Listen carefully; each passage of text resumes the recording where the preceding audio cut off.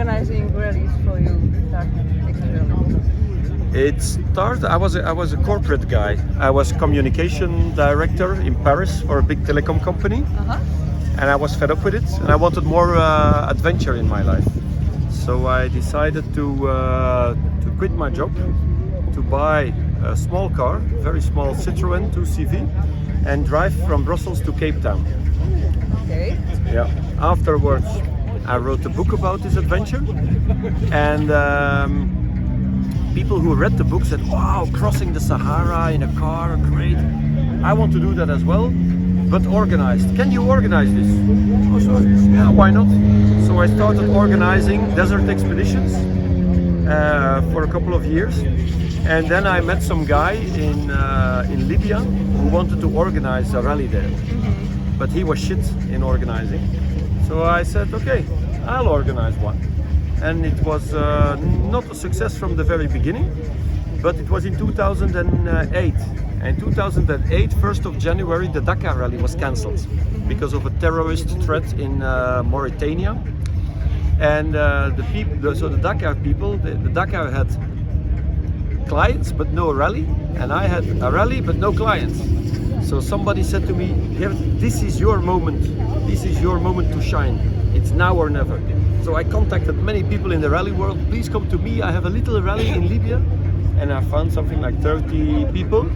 And this is my first rally. Was in Libya with 30 people, and they liked it. And the next year I had 80 people, and the next year 200 people, and 300 and 400 and 600 and 700, and now 12 years later we are here with 1,300 people in the bivouac. So that's my story. Very nice story of success. Great. And what about the motivation? Where does it come still? Because it's full of stress, nerves, waiting for the crews coming or not coming to the bivouac every night. And what's the driver for you? That's a good question, and sometimes I don't know myself. I mean, it's very exciting to see motorsport, rally sport. It's beautiful cars. I mean, some cars here cost €500,000. There's big business managers. They have big assistance truck, and they bring this to the desert just because I organize a nice race. So this already gives me a lot of self-satisfaction. And then I actually get more satisfaction from the organization than from the race itself. I'm not a racer. I've never been one, and I will never be one. It's strange. Yes, it's very strange, because the thing is, all the other organizers, whether I mean, I will not name the names of my colleague organizers, but they all come from a racing background. And they think that because they were a good racer that they are a good organizer. No, I come from a marketing and communications and events background, so I'm a good organizer. Maybe not in the racing part, but for this I've got a fantastic team of people. They are focusing on the race, and I'm focusing on the bigger event, the complete picture. How long does the preparation take every year? 1 year. The whole year? Yeah, I have a very, very small company. I have 2 people who work for me, sometimes as a consultant, which is my race director, and Floor, my assistant. And I have a part-time secretary or assistant, and that's it. So the organizers of the Dakar, there's like 50 people working all year long, or some other guys, but I do everything myself. From whether it's from a design of a banner, or whether it's from legal stuff, marketing stuff, administration. I choose the menu for what we eat in the evening.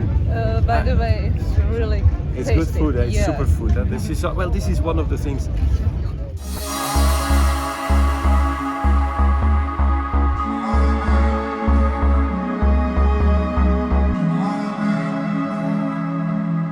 You were going to ask the question, how do you differentiate yourself from other rallies?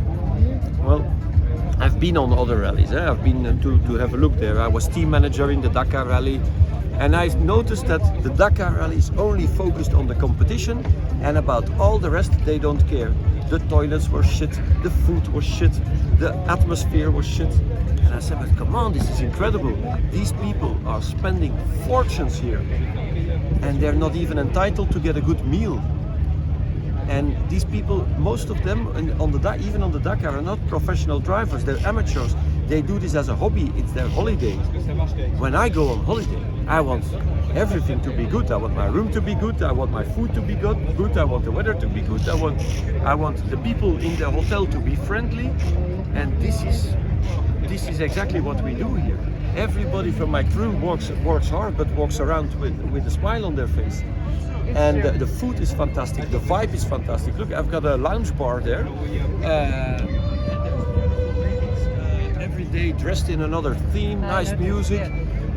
If you go to another rally, you go for instance to a Rally du Maroc, well, you see the same tent structure, but there's nothing in it. There's just a few guys, you get your food, you eat, and 5 minutes later you're out again. And here we try to organize sometimes a party in the evening.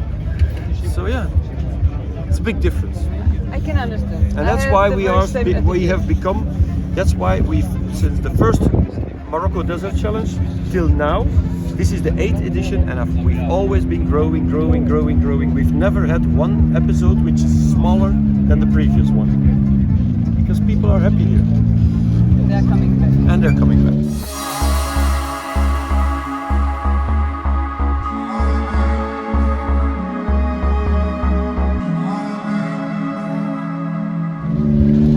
Then it came to my mind another question, and it is in terms of economics. How does it work? In the briefing you mentioned you have plenty of volunteers, but I can expect it does not save you. Well, we are a very cheap rally. Yeah? The registration fee, I mean, I'm not talking about assistance prices, I'm talking about the registration fee. If you register in August or September for my rally, you pay for one person in the competition 3,500 euros. And for one assistance, a mechanic, 1,700 euros, which is nothing. In the Dakar, a mechanic is 10,000 euros. So yeah, if you work with these small budgets, you cannot pay everybody a big salary. But we have lots of people here, friends of mine in the meantime, who come and help me. And of course I pay all their costs, plane tickets and hotels and food and t-shirts and insurances and whatever. But it's still much smaller that I have to pay. The money I have to pay is much smaller than, imagine I would have to give everybody a salary, 230 people. Then my registration price would be 3 times higher. So, another thing is that they are doing that with passion and smile, as you mentioned. Exactly. I've noticed that the people that I pay, because some of the people here are paid. There is the guys from Iritrak and AFDF, and of course a few specialists that you hire for specific jobs. These people are paid. But the enthusiasm of the volunteers is 10 times higher than the enthusiasm of the guys who get a salary for doing this. As you do. Huh? Okay.